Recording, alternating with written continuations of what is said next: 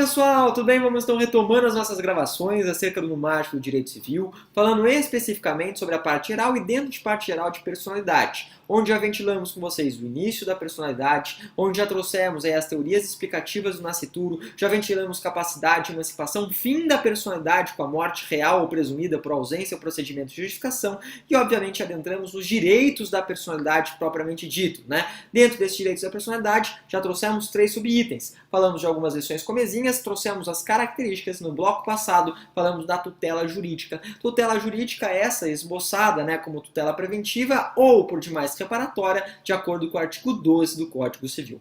A partir de agora, né, e mais leve, passada essa revisão, quero trazer com vocês um quarto subitem aos direitos da personalidade. Quarto subitem aos direitos da personalidade, que diz respeito justamente ao que? A classificação desses direitos. Então, classificação desses direitos. De qualquer maneira, antes de adentrar nessa classificação, é importante dizer o seguinte: o que é, prof? Né? Os direitos da personalidade, que se encontram talhados, cunhados, esculpidos no Código Civil, eles são direitos que estão no rol exemplificativo. Por que eles estão no rol exemplificativo? Porque a gente sabe que os direitos da personalidade têm como matriz a dignidade humana. Então, são direitos fundamentais. E uma das características dos direitos fundamentais, que eu não trouxe para vocês, mas vou falar dela agora, é a característica da historicidade. A gente sabe que alguns direitos, né, eles podem surgir com o perfazer do tempo. Alguns direitos eles podem, obviamente, surgir de acordo com o avanço da sociedade. Um exemplo disso é que quando Karel Vazak, em 1979, falou das dimensões dos direitos fundamentais, ele trouxe 3 dimensões, né? Os direitos negativos, direitos prestacionais positivos e direitos difusos. Hoje nós já temos 5 dimensões. A quarta dimensão, por exemplo, são direitos relacionados à tecnologia. Tecnologia na quarta dimensão, exatamente. Se nós formos observar 100 anos, né, esses direitos muito provavelmente nem seriam direitos fundamentais. E por que você está falando disso? Né? Você está falando disso justamente porque esses direitos pontuados, cunhados, né, no Código Civil, são exemplificativos, mas que podem ser classificados em 3 dimensões. 3 dimensões? 3, porque é mágico, porque é holístico. Note que nem todos os doutrinadores trazem essas classificações, né? Mas, de qualquer maneira, eu gosto de pontuar a classificação de acordo com essas dimensões, porque acredito que fique mais fácil do sujeito, né, de vocês aprenderem e também aprenderem a matéria, né, e fixarem o conteúdo que acaba sendo passado. Então, é essa a roupagem que a gente vai pretender falando dessas 3 dimensões, que dão base, dão lastro à classificação dos direitos da personalidade. Primeira dimensão diz respeito aí, né, a proteção à integridade física. Então, os direitos da personalidade podem trazer aí uma proteção à integridade física. Os direitos da personalidade podem trazer uma tutela também, né, à integridade psíquica. Então, integridade física, integridade psíquica. E ainda temos aí, né, já uma proteção à integridade intelectiva. Essas são as dimensões do artigo 13 e seguintes que dão base, dão norte, então, para as nossas classificações. O primeiro direito, né, diz respeito à dimensão da proteção à integridade física. O direito ao corpo vivo. As pessoas têm direito ao corpo vivo? Tem, né? Então, o primeiro direito é justamente direito ao corpo vivo. Direito ao corpo vivo previsto, cunhado e talhado no artigo 13 do Código Civil. Lá no artigo 13 vai estar escrito o seguinte, que salvo aquelas situações, né, de exigências médicas, é vedado o quê? As pessoas disporem do próprio corpo, se contrariarem os bons costumes, ou, por demais, se trouxerem uma redução, né, uma diminuição permanente da integridade física. Então, ela tem a possibilidade, tem o direito ao seu corpo? Claro que tem direito ao seu corpo, todo mundo tem direito ao corpo. Mas esse direito ao corpo não pode, sem exigência médica, contrariar bom costume e não pode também, sem exigência médica, né? Ou seja, no caso, trazer uma redução, né, permanente da integridade física. Por que nós temos esse artigo 13? Esse artigo 13, gente, ele surge com 2 propostas. Ele surge com uma proposta de proteção do corpo em relação a atos de terceiro. Então, em outras palavras, se algum terceiro me ocasionar dano estético, eu tenho, né, obviamente, a possibilidade de buscar uma tutela reparatória através do Instituto aí dos Danos Morais, sem crise. Mas além dessa proteção do próprio corpo, né, dirigido a terceiros, é importante falar da proteção dirigida ao próprio indivíduo. Como assim? Né? Eu explico, né? Algumas pessoas, elas podem querer se autoflagelar. Nós temos, por exemplo, uma situação, né, chamada dos sujeitos são wannabe. Já escutaram falar de wannabe? Toda vez que eu falo de wannabe, eu lembro daquela música das Spice Girls. I wanna be my lover, né? E em outras palavras, né, temos os indivíduos que são chamados de wannabe.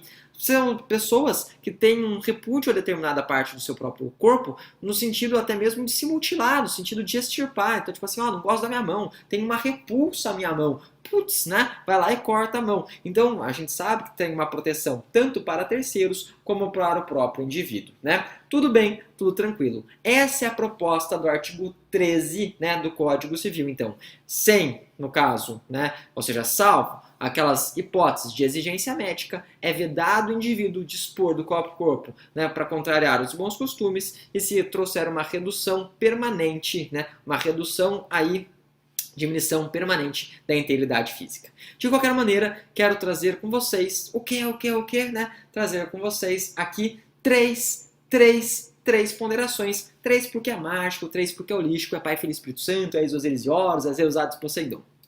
Tudo bem, tudo tranquilo. Quais são essas ponderações? A primeira observação diz respeito ao transplante, né? Transplante, prof, transplante. Transplante entre vivos, né? Então, primeira observação, transplante entre vivos. Por que você traz essa observação? Porque a gente sabe que esse transplante, gente, pode trazer a redução, né, permanente da integridade física. Então, é uma exceção, né, daquela vedação que fala assim, olha, salvo exigência médica, a pessoa não pode dispor se trouxer uma redução à integridade física, redução permanente. O transplante, né, traz aí uma ponderação, traz um tempero. Transplante entre vivos. Transplante entre vivos, que a gente sabe, isso acaba sendo regulamentado, acaba sendo, na verdade, disposto aí na Lei 9434 do ano de 97. Então, a Lei 9434 de 97 traz 4 requisitos, né, para que esse transplante entre vivos ele ocorra, para que esse transplante entre vivos ele se perfaça. Quais são os requisitos? Primeiro requisito, né? Primeiro requisito é que esses órgãos eles sejam órgãos dúplices, como o rim, né? Ou regeneráveis, como o fígado. Então, primeiro requisito, pode fazer transplante? Claro que pode, né? Mas desde que sejam órgãos, né? Órgãos dúplices, rim, ou regeneráveis, fígado. Dúplices ou regeneráveis. Tudo bem, tudo tranquilo. Segundo requisito, né? Que esse transplante se prefaça entre pessoas que sejam preferencialmente do mesmo vínculo familiar, né? Então, tem que ser, na verdade, do mesmo vínculo familiar. Essa aí seria a disposição, né? Terceiro requisito, né? Terceiro requisito diz respeito à gratuidade. A gente sabe, né, que os transplantes, eles têm que ser gratuitos até mesmo para evitar o quê? Para evitar aquela chamada mercancia indesejada, ou seja, para evitar o comércio indevido do que o chamado tráfico de órgãos, né? Que absurdo isso. Acontece, mas é um absurdo, né? Onde as pessoas vendem determinados órgãos por altos valores. De qualquer maneira, para o transplante, de fato, ser materializado, necessita que ele seja gratuito. E, verdadeiramente, justamente para fiscalizar essa gratuidade, justamente para fiscalizar todos os demais requisitos, o mero palpitador deve se fazer presente. Quarto requisito, né? Quarto pressuposto, intervenção do Ministério Público. De qualquer maneira, né, a gente precisa falar o seguinte, falar o quê? Que algumas doações, né, elas dispensam todos os requisitos, salvo o requisito da gratuidade. Dispensa todos os requisitos? Todos, menos gratuidade. Gratuidade sempre se fará presente. Como diria Severus Snape no seu leito de morte, perguntaram para ele assim, né, todos os requisitos se farão presente? A gratuidade fará presente? Ele respondeu, always, né, always, sempre se faz presente. Então, gratuidade sempre presente. Quais outras doações que dispensam os outros requisitos, né? A gente pode falar doação de sangue. Pô, doação de sangue não tem como o órgão ser dúplice, né? Não precisa de intervenção do MP. Doação de leite, né? Doação de leite materno. Não tem como, na verdade, o MP intervir aí, né? Doação de leite materno, não tem como o órgão ser dúplice. Só precisa ser gratuito, tudo bem? Doação de sêmen, né? Doação de óvulo, doação de medula. Todas essas doações, então, elas fogem dos demais requisitos cunhados nessa lei que eu trouxe para vocês, que é a Lei 9434 3,4 de 97, né, com exceção da gratuidade. Gratuidade sempre se fará presente, como diria Severus Snape no seu leito de morte, always. Então a primeira ponderação, transplante entre vivos. Tem outras duas ponderações para fazer para vocês, uma delas relacionada à barriga incomodato, né, e a outra delas relacionada ao que é o transexual. Mas de qualquer maneira, como há muito ser trazido, como há muito ser dito, deixo isso a ser ventilado para vocês no próximo bloco. Até lá, então um forte abraço e obviamente excelentes estudos. Até mais, gente. Tchau, tchau.